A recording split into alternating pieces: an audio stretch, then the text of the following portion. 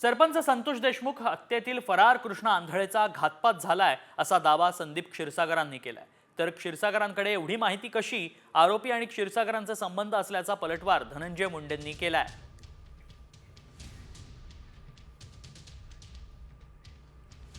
आंधळे सापडत नाही किंवा प्रकरण सापडू शकत नाही, त्याला शोधण्या कसं शोध आहे तुमची काय वेगळी मागणी आहे की अशा पद्धतीनं तो नाही आता परदेशात गेलेला आहे किंवा काही तसा मृत्यू झालेला आहे, परदेशात गेला कुठे वेगळी तुमचा संशय काय आहे?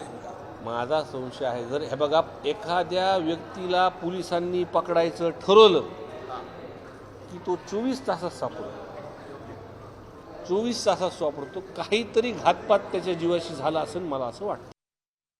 आता एवढं जर संदीप क्षीरसागरांना माहीत असेल, आणखीन कुणाकुणाला जे काही माहीत असेल, याचा अर्थ मी असा समजतो की त्यांचे आणि त्या आरोपीचे कुठेतरी आता संबंध आहेत आणि ते संबंध असल्याशिवाय ही माहिती त्यांना मिळू कशी शकते?